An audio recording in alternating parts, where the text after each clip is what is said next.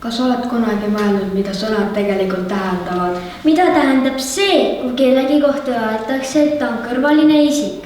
Kas see on see, kellel on ainult üks kõrv? Või kui tal on need kaks, siis miks ei ütle tema kohta kahekõrvaline isik? Kui kommid on otsas, siis mille otsas need on?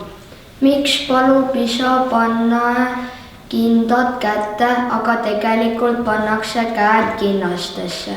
Nendest ja teistest paljudest naljakatest asjadest saab lugeda Ilmar Tomuski raamatust Kõrvalised isikud. Täna me jutustame teile selle raamatu loo Isal on keeled suus. Mul on nüüd inglise keel ka suus. Palun näita. Inglise keel on tõesti isal suus. See on peaaegu täpselt samasugune nagu eesti keel. Inglise keel on tõesti väga ilus keel. Aga ema inglise keel on ilusam kui minu oma. Sa oled nii tubli, et ma sinu kiituseks ei oskagi mitte midagi öelda. Ma olen lausa keeletu. Ära siin meelita midagi. Sinu libekeelne jutt paneb mind punastama. Aga sa oled ju nii tubli.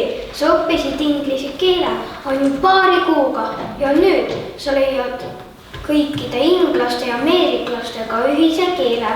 Jah, seda küll, kuid ega see uue keele õppimine minu jaoks nii lihtne ei olegi. Vahest tuli nii kõvasti pinkutada, et keel vesti peal. Aga issi, ma pole sind kunagi näinud vestiga. Inglise keele tunnis oli mul alati vest seljas, et keel ikka korralikult vesti peal oleks. Kas teil midagi põnevat või naljakat veel inglise keele tunnis juhtunud on? Ühel päeval andis õpetaja meile ülesande rääkida oma perest. Aga üks tädi, kes ei osanud ühegi oma pereliikme kohta midagi head öelda, hakkas teiste ees keelt peksma. Täitsa õudne lugu. Kas ta sai haiget ka, kui ta oma keelt peksis? Tema ei saanud, aga kõikidel teistel seal ruumis oli väga halb olla. Miks õpetaja teda ei keelanud? Algul arvasid kõik, et tal lihtsalt keel sügeleb, aga pärast said kõik aru, et ta peksab keelt ja õpetaja sai ka rangemaks. Õpetaja palus naisel keelepeksu ära jätta, aga kui see ikkagi edasi lasi, siis hakkas õpetaja oma keelt teritama. Kui teravaks ta oma keele teritas? Väga teravaks, sest isegi sõnad, mis ta suust välja tulid, olid väga teravad. Kui ma ausalt ütlen, siis mina ei julgeks nii terava keelega inimesega vaielda. See on väga kurb, kui inglise keele tundi ja keelepeksu ja keele teritamise peale kulutama.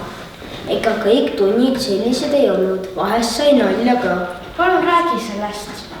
Ma ei tea, kas ma peaksin. Miks ei tohi? Sest teile võib jääda mulje, et ma kannan keelt.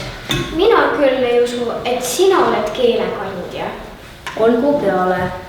Eelmisel kolmapäeval pidime me inglise keeles peast lugema luuletust ja see mees, kes enne mind läks, tal läksid juba esimesest reast kõik sõnad sassi. Vahest polnud ta korralikult õppinud?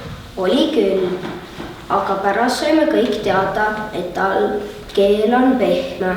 See on küll kole lugu. Supp sai valmis.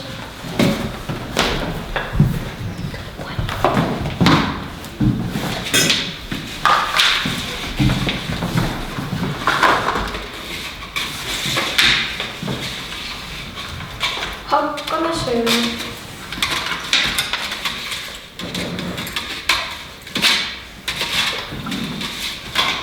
See toit viib keele alla. Kas inglise keele? Jah, inglise keele ja eesti keele. See viiks isegi ka hispaania keele alla. Seda mul kahjuks ei ole.